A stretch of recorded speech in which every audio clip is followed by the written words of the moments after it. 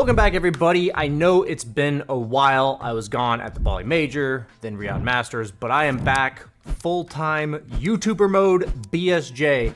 And we had a game of Educational Smurf where I had an average of 2,500 MMR on my team, and the enemy had a 3,400 average MMR. And so what we're going to see today is a big difference between 2K players and 3K players. We're going to explain to you exactly why I know this is happening in this game, how it feels, what to look out for when it's happening to you, and just kind of all contributing factors that can make sure you guys don't do these mistakes as well. Let's go ahead and get right into it. The problem that 2K players have is that you guys simply don't push lanes. Now, the thing about this is I've said this a bajillion times, and a lot of you may even know this and think that you're doing it, but these are BSJ viewers that are volunteering to get smurfed on, and it felt even worse this game. So we're going to be seeing what our teammates are doing wrong, and you're going to see that even during this game, I'm going to take charge and say, hey guys, we got to push lanes. Otherwise, we can't win the game. So in this game, I'm going to be a mid Snapfire. She's getting played a lot more as a core right now because of the fact that she's universal. That might get changed in 7.34 in the sense that they might nerf her talents or whatever, but her level 20 and 25 talent really allow her to be a late game core, which means that she's become basically a powerful mid gamer that she always has been with her high damage nukes early to mid game, and now she has this crazy late game timing as well. And even though she's always technically had that, she had to go pure damage items in order to accomplish this, and now she can go the universal stat items that you see me literally adding to my quick buy right now. Atos, Manta, Lincolns, Gleipnir, right? You're just seeing me literally change my shop to what normally gets bought on this hero ever since they've changed her. So even though this is my first time playing her in a while, I've seen a lot about what makes this hero good, and we're going to see exactly why this helps in terms of the lane pushing problem to have a hero like Snap. Previous patches, it would be something like Batrider that had Boots of Travel. So here we're going to do a little trick where you walk in a tower, max range, it sees us. That means that they have a ward here. And if we so choose, we can queue up a sentry if our supports don't do it themselves. The tower does not see max attack range at nighttime. So one thing to do as universal mids is to always make sure you're right-clicking as much as possible. That applies to all ranged heroes, but universal mids especially hit pretty hard. So you notice how I got as many pot shots on Invoker as I could have. So one thing you'll see me do well on pretty much every hero is to like aggro properly, like here, and also like just have generally good CSing mechanics, but my ability casting will be a bit off since I haven't played too much Snap. So we managed to get the D ward. Arguably, I could have walked upwards there rather than straight back in order to avoid taking that extra harass damage. But the D ward was from that little trick we did. At nighttime, we knew the ward was somewhere mid. Little bit of aggro. I actually purposely pulled 2 creeps instead of all 3 there because I don't want it all under tower. Notice how it kind of stays on my hill now. So that comes with like just better understanding of that 500 aggro range. Tried to cookie the Invoker there, a little cute play, but it actually ends up being an 85 mana waste. Notice how I'm interfering with every single CS that he's going for. Basically saying you're CSing through 4 creeps, a tower, and me. Don't give anybody free CS, basically. Because most of the time, unless you're really low, they're so busy CSing that they can't really worry about harassing you when they're under tower like that. So as long as you're not too deep, it's really good to mess with people like that. So in this game, I built a Bracer, because I'm a little bit unfamiliar with Snapfire in terms of universal heroes wanting to go stats or not. I think in hindsight, I would have just gone straight bottle and had it at this time, and then gone back for the Bracer. Just because now I don't get 3 bottle charges, and notice how I kind of have like too much mana and not enough HP, and that's making me like wonder if I'm supposed to cast more spells or exactly what was I doing wrong in this lane. So in this case, I'm making both creeps low at the same time, so if Invoker contests, I do that. So that's a cool little move you can make rather than only lowering the health of 1 creep. I saw an opportunity to secure 2 CS at the same time there.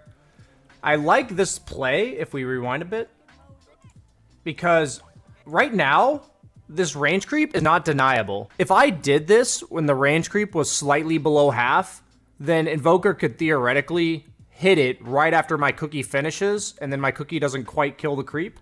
So something I've noticed a lot of mids do is they'll use a spell that puts them closer to the creep and hits the creep when the creep is above half.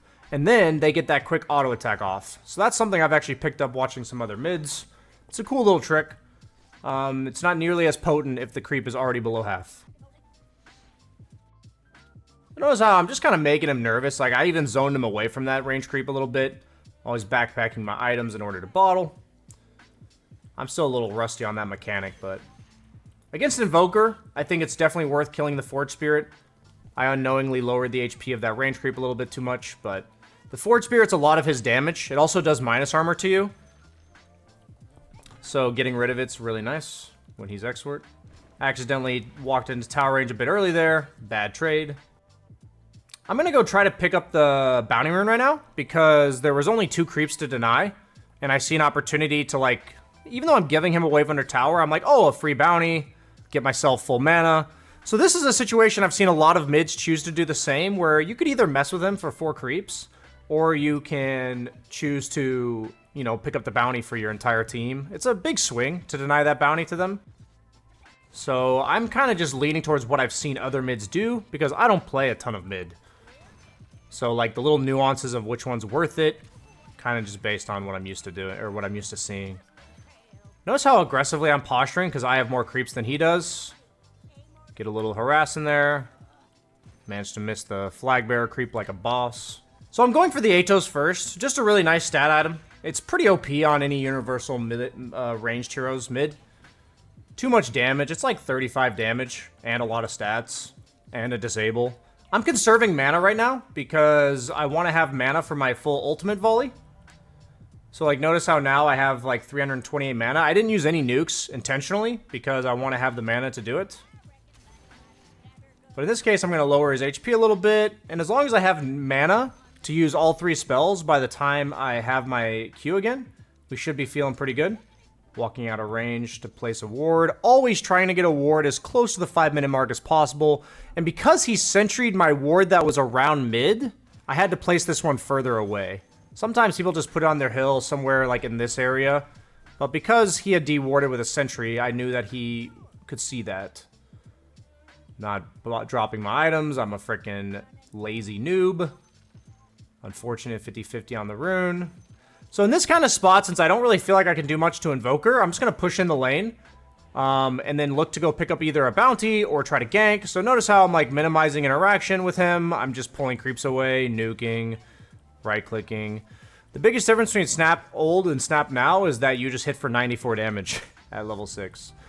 So because that didn't really go as well as I planned, and I also had seen Bane briefly coming this way on the minimap, I chose to just stay mid. These are all just thoughts I have where you can think like, this is what I'm looking to do if I can push the lane. And then you're like, oh, I guess I can't push the lane, so I'm not going to do that. So Scatter Blast level 4 is pretty massive damage in terms of pushing the lane, so we're going to use it with all the creeps low enough to CS them. Notice how I didn't use it until all the creeps were low enough. So my cookie usage has been pretty bad. That cookie was a waste of mana and also cost me a bunch of HP. So I'm telling my team I'm coming top. Looks like Bane took this bounty. I honestly should be moving my camera to top better than this. Like, I should have done it earlier and seen Lycan's full HP, Sven's, like, low mana. Honestly, this was, like, a really useless gank. And my only excuse for this is that I'm bad at Snap, and I had been gone for, like, 2 weeks before playing this game. So that doesn't mean it's good, but let's just be honest, that's how it is. We TP back to mid, making sure we don't miss any creeps, even though it's a failed gank and kind of a waste of our time. If we had checked the enemy inventories and mana and items, and then we looked at our teammates, we would have known ahead of time that that gank was just bad. So because I'm low mana, I'm not using Scatter Blast to push the wave. I'm just pushing the wave for the rune with right clicks. Honestly, going for that deny might have even not been worth it. If I was full mana there, I would have just Scatter Blasted the wave and walked over to the rune. So a lot of your decisions just come with how many resources does this take to invest? Is it worth it based on how many resources that I have? So I end up seeing my top lane getting dove here, and I have a haste rune, and I don't really see much turn potential because Sven has no mana for ultimate. But this is a situation as a mid that since I have a haste rune, and I'll be able to run right back to mid lane, and I also have a support in the mid lane that can take the XP, that I deem this worth it to just make the opponent back off. That's like my exact thought going through this entire thing. Just make them stop going on my Sven. That's all I'm trying to accomplish. So since I'm here, I see that it's 9 minutes. I'm like, okay, we can pick up the Lotus, take that away from them, a relevant objective, and then we can like make our way back towards mid. Sadly, our Shadow Demon wasn't taking the mid creeps, but he did set up this gank to kill the Bane. So we ended up getting something, but we see on the minimap that mid lane's pushed in. We have to go back immediately because nobody's getting this farm, and also mid lane's under threat because Invoker kills towers pretty fast. So we make a quick pit stop at the bounty, but then we make our way back. Getting some nice harass onto Invoker. Trying to use my ultimate, but I get my ultimate canceled by the Forge Spirits plus Cold Snap. Just kind of another noob move by me there. I thought, like, since Invoker was running away, I wouldn't get Cold Snapped anymore, but the Forge Spirits obviously proc it, so that had no chance of working. At the end of the day, they brought 3 heroes mid, and if we had played it better, we would have gotten the kill. So little things like this end up like adding up with just little mechanical mistakes of playing Snapfire. Fortunately, our Spirit Breaker off lane does clean him up. So in this case, we're not really going to pressure mid. We're not a mid tower taking hero. And we're also like another chance to pick up a bounty and just like posture aggressively. What I see on the map is that there's nobody bottom on their team.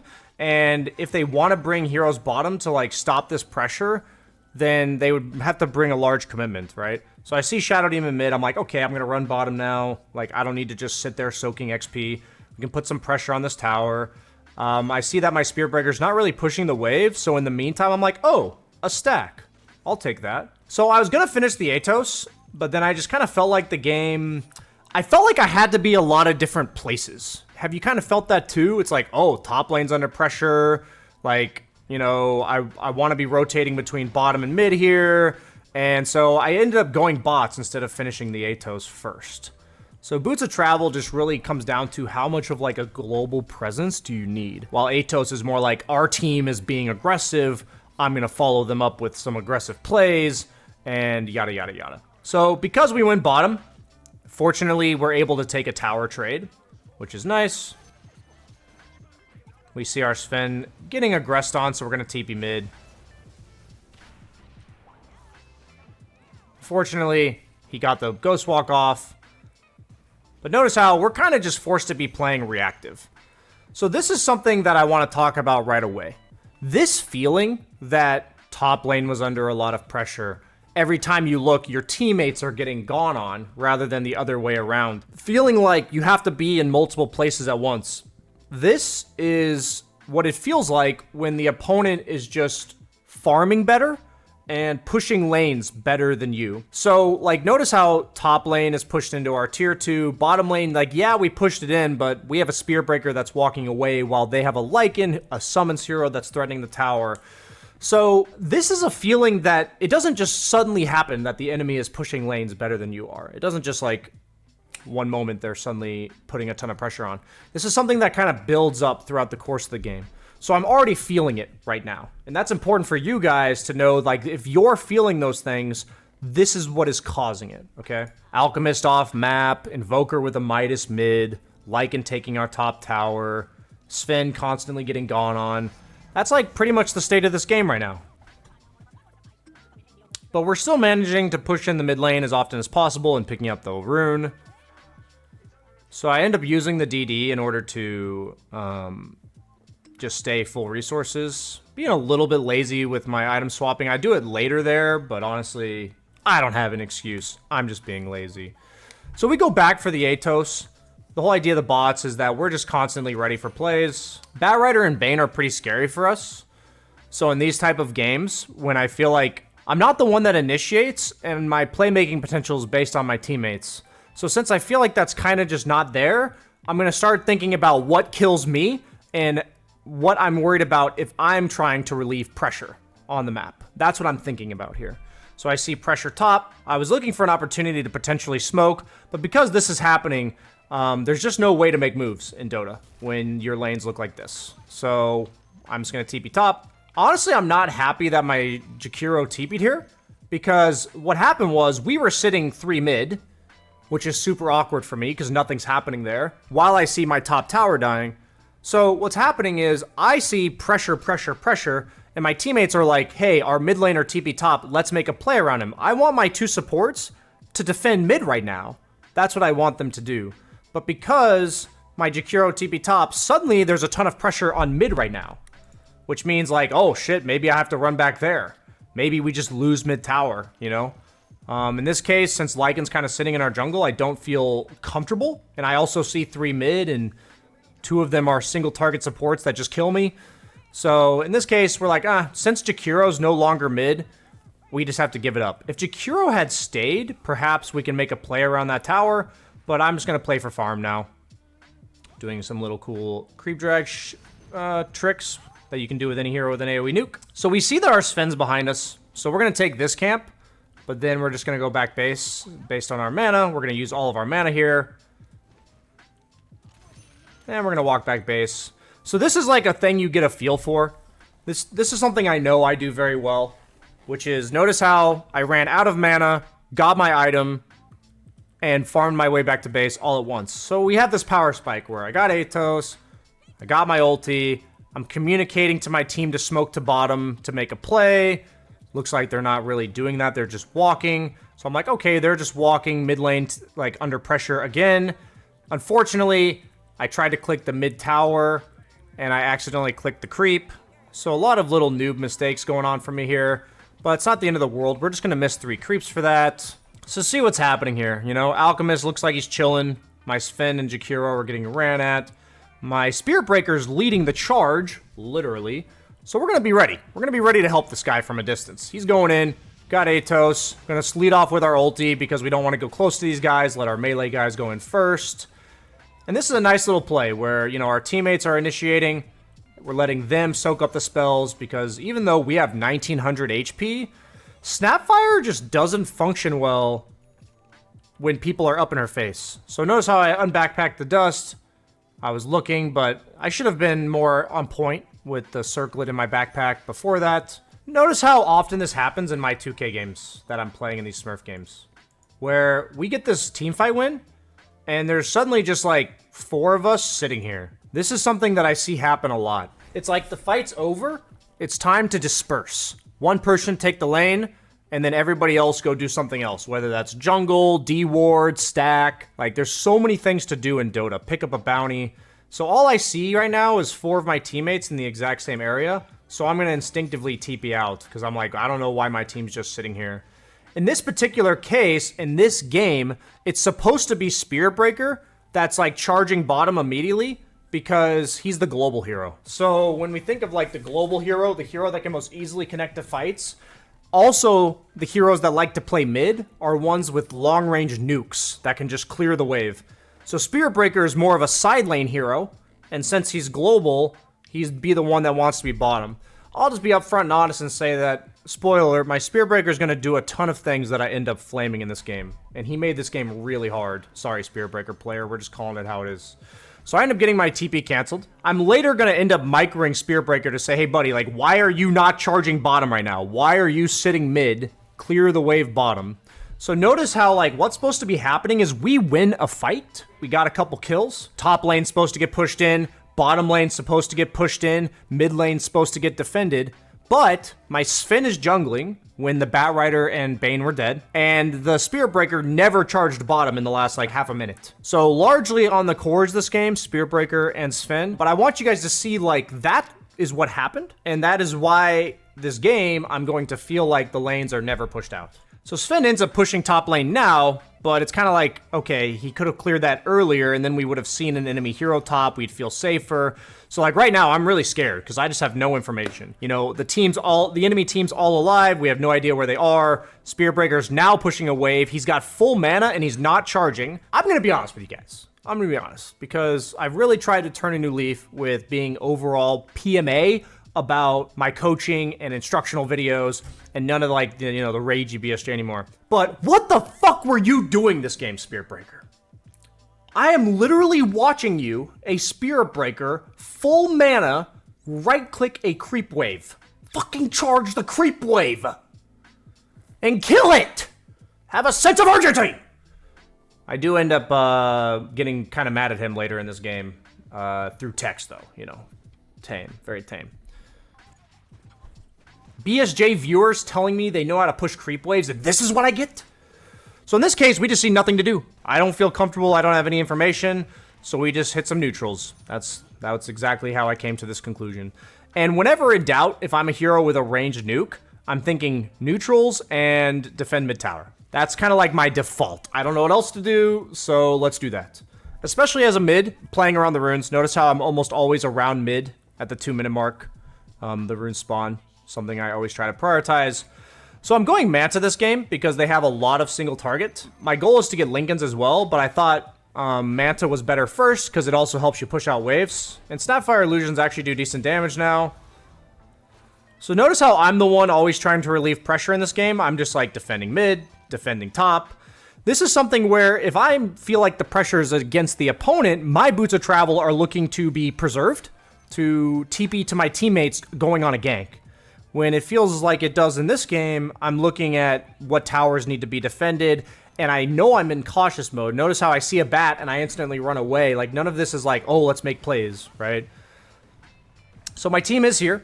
We're going to end up making a nice little play. I got slept in the back, unfortunately. Sadly, I've been using a lot of my mana in order to defend towers. So notice how my team's fighting, but I'm like, okay, guys, I don't have mana. I'm going to go base real quick. And I'm going to look at the fight, be ready to connect. But a lot of these good fights are being set up, honestly, by the fact that, like, I'm defending these towers. And I'm not dying to the supports on the enemy team. And even though we end up losing 3 for 2, it's honestly not all that bad considering that Alchemist and Invoker died. So we see our Sven getting gone on. Don't feel like we can do much about it. This wave's already pushed in a lot. But honestly, I could have considered just TPing mid here. I think in hindsight, I would have TP'd mid. The reason why I chose bottom in this case, I remember thinking like that I wanted to rotate back to mid for the rune. So that's a little bit of a decision there. But this is kind of, I think in hindsight, I would have just TP'd mid and pushed it in and forced a reaction. But this kind of allowed me to push in both lanes at the same time. And they were respawning, you know, Lycan used ulti top, Invoker just respawned and was underneath his tower, Alchemist wasn't alive, so that's why I wasn't really afraid of something like this happening. So even though Bane ends up Fiends gripping me, people in your bracket will make all kinds of mistakes like this, like, you know, his team just wasn't ready to help him. You know, that guy's probably thinking, team? Team?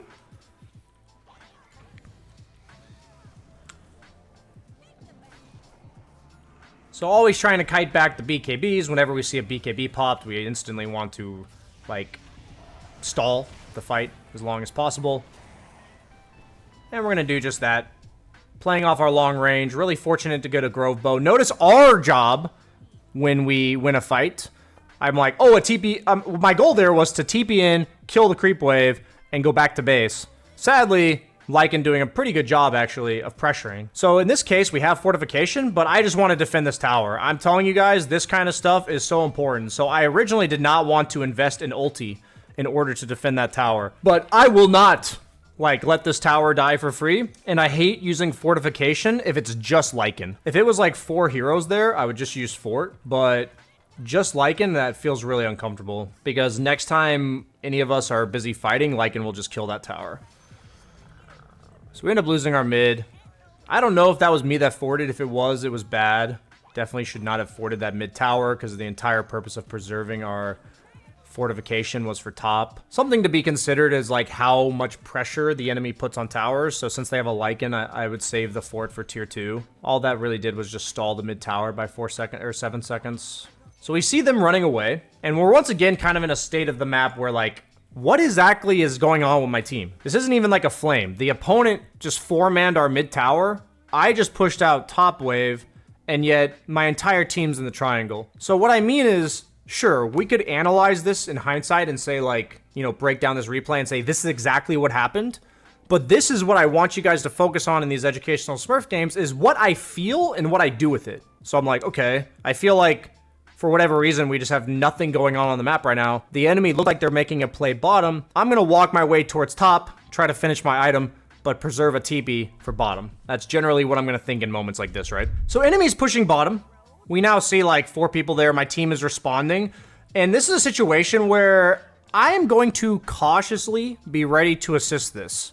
So everything that led up to this moment, I want to be very clear. I know my team did something wrong. I don't know what it was. Like, I don't know why bottom lane was also pushed out. Like, I don't know why we have all these lanes being pushed into us during this game. But I know that should not be happening. I should not be defending top, losing mid tower to 4 heroes, and have bottom lane pushed into my tier 1. That just should not be happening, especially in like an even game. So I have this vibe, you know? It's like, that's a bad vibe. What's happening in this game is not good. So that means I'm going to cautiously look to TP here. I'm not thinking, oh, I'm so ready to fight here. It's more like, if I see something good, I will TP. And I walked top because that gives me the option to just push out lanes rather than go to the fight. So I'm watching the fight. I'm just watching as I push out the lane. See my Shadow Demon just dying to creeps. I'm like, that's not good. That guy died for free.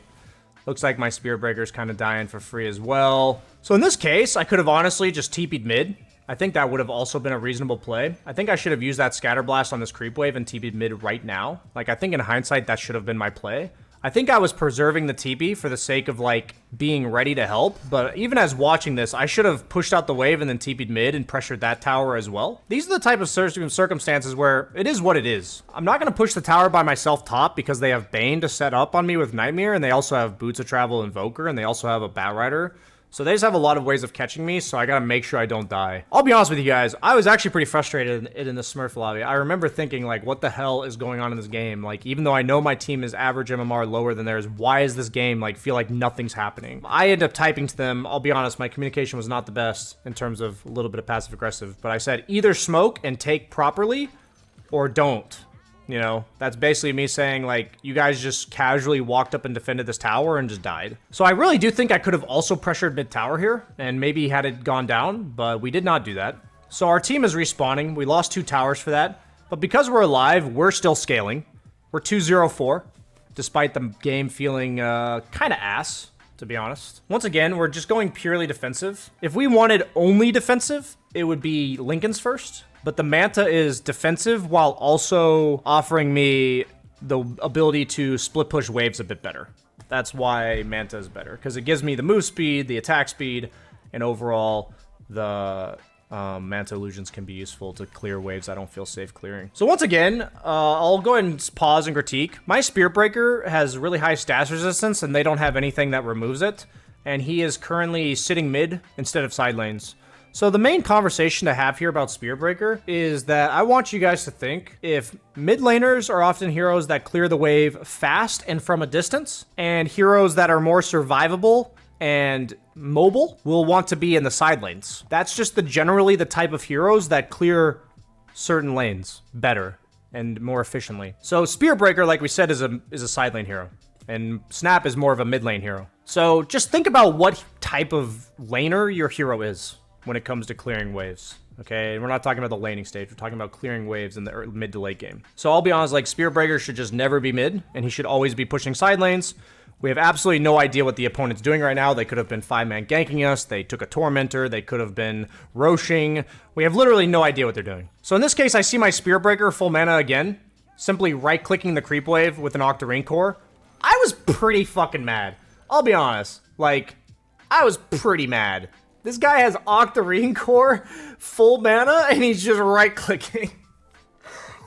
Dude, whoever you are, man, thank you for coming to my Smurf lobby, but holy shit. If you're 2500 MMR doing this, you've got a big future ahead of you if you start pushing buttons on creep waves, my friend. You've got a big future ahead of you. So I end up microing him a little bit. I'll be honest and say I don't think you guys should do this stuff, but if you are frustrated and you have, like, the mental energy to say something to your teammates, then go ahead, as long as you don't come off too flamey. So in this case, I use my Manta to push bottom while also TPing mid because nobody's taking care of that. So every time we see the opponent grouped up like this, because of the lane problems we've been having all game, our response is always just going to be to push towers and lanes. So they fort. We're going to be a bit nervous now. We don't want to get caught by the Bane. We're going to use our activatable spell and then back off. And since they're pushing top still, I need to have mana and resources, so I'm going to TP home immediately. I actually end up not getting full mana because I feel like a sense of urgency. We end up saving our Jakiro almost. Alchemist overcommits. And we get a kill. I wish we had full mana, but my TP scroll cooldown was a bit too high earlier. The nice thing about this is, you know, I've been critiquing my teammates a lot during this, but all it takes is one overextension from the opponent. I want to remind you guys that this game felt horrible playing. Like, it just felt so hard to do anything, even in a Smurf game. And I want you to see that I felt horrible during this game. This game felt really hard, and all it takes is the opponent messing up once. It's really important to remember this, guys. So I was originally going to go back to base there, but then we saw that Lycan was kind of just sticking around a bit too long. So in this case, I used my Manta, walk back to wave. So I'm even microing Spirit Breaker's movements on the map now. I said, charge bot, push waves. We can't push because you are global. So I'm trying to say, like, bottom wave is a wave that nobody else on your team can get to. I need you to push that. That's what I was trying to say there.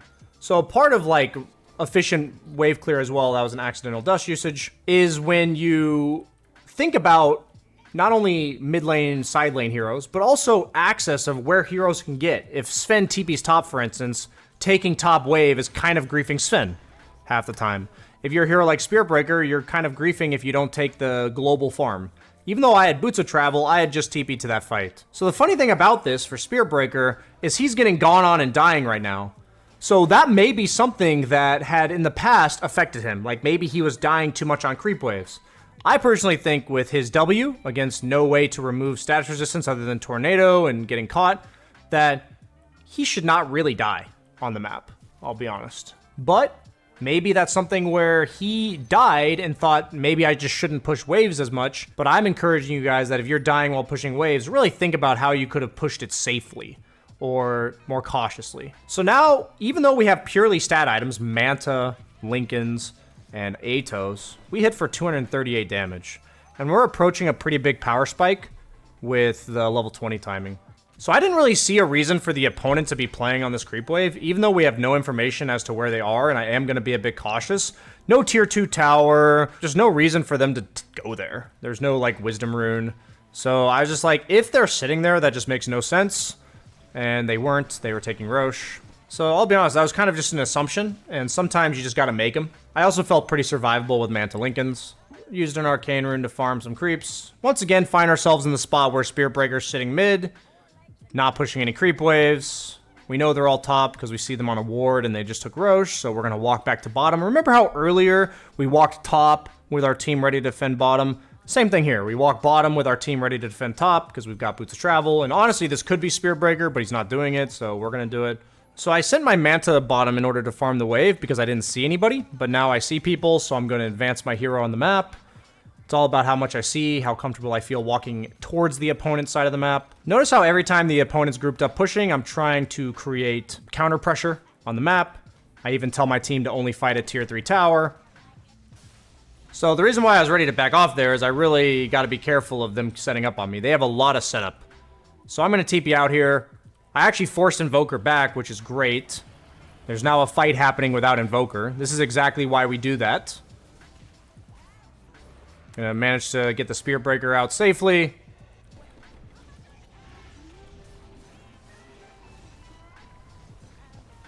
And this type of chaos is exactly what we're trying to accomplish in the map.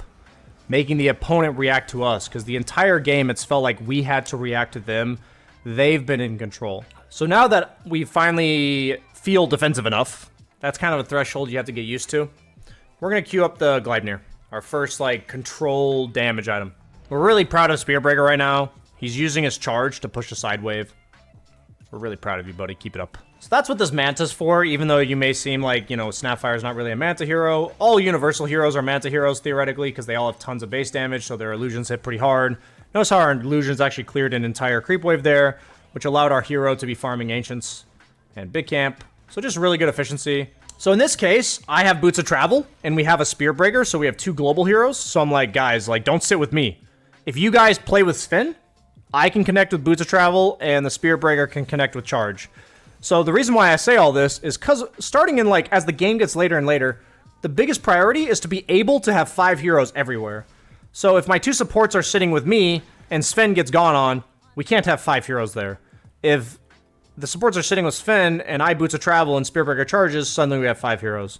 So a lot of Dota is learning to master like the combinations or distribution of heroes in terms of who goes where.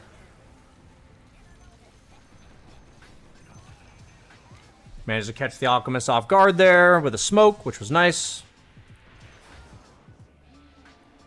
Remember, you can cast abilities and items on people who are BKB'd as long as their BKB expires during the duration of the spell. So I actually cast Gleipnir on the BKB'd Invoker, but his BKB expired, so... Important to note that with the BKB change, you can do that. And we've hit our power spike where our level 20 now does a ton of damage with the little shredder, the 8 attacks with 300 damage per attack. So we keep doing this a lot where we run out of mana in the fight, we use a Manta to push the wave that we normally would have pushed, and then we TP home. So if you don't have the Manta, then you have to like run all the way top in order to clear the amount of waves that we're clearing. But this Manta is going to do that for us. So now we're going for another damage item, also a nice positioning item. Makes it really hard to jump us, also allows us to scout for our team. Telling my team like, hey, when you guys win fights, you're allowed to go claim your bounty, which is to farm the map. But when the enemy starts respawning, we have to be ready to fight again. So like, notice how I'm saying, guys, we farmed, good, group around Sven ulti. Sven ulti's up now.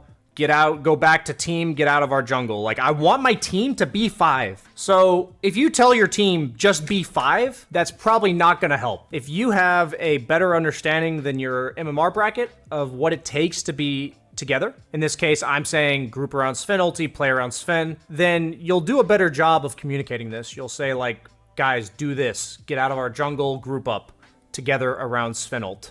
You know, give them reasons to group up and tell them why, you know? With that in mind, if you make this communication and your team just doesn't listen, remember how earlier we braced ourselves when the map was really bad and the enemy's pushing a tower? If your team is just split farming and the enemy team's all alive, bad things are going to happen. People are going to get ganked, people are going to die randomly, feed randomly. So just know that if they don't listen to you, to keep that vibe going of like, you're playing defensively, you're being careful, the map does not feel good, and you might be ready to help your teammate, but you're cautiously helping, you know? You're not like instantly TPing if one of them gets gone on. So this is what happened here.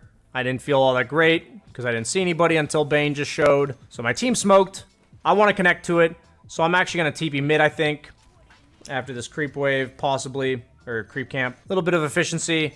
I tell my team to connect to mid. I tell them to connect because we have a ward that sees nobody's bottom, and we also have a creep wave mid that I can TP to. I might have been a little bit out of position there, pushing this wave since I didn't have Manta. I probably should have been a bit more careful. I felt pretty comfortable with the Lincolns, but overall I definitely could have played a bit safer. So now with all the items I have, you know, I feel pretty decent at frontlining. But I also don't want to just keep hitting a tower. I basically say, like, make the enemy team react to this. They're almost certainly all here now. I'm going to go pick up the rune. My team is smoked again. Telling my Spirit Breaker to buy detection. Trying to kill the Lycan creep. We end up killing it, which is really huge. And this is where, like, the Manta, Lincolns, Gleipnir, all this just comes into play. We're just so farmed at this point. Because even though the score is 18-20, we're 6-0. You know, we're by far the highest net worth in this game. And honestly, the game is going to end from here. So the lessons to be learned from a game like this is that if something bad is happening in the game, I'm trying to teach you guys from a video like this to identify it. Give it like a meaning. What is bad that is happening? Why do I feel this way? Not only do I feel this way, am I aware that I feel this way, but why? So I hopefully gave you guys some good reasons to think about moving forward from this game. But yeah, another educational Smurf down. Thanks for watching, everybody. Like, comment, subscribe.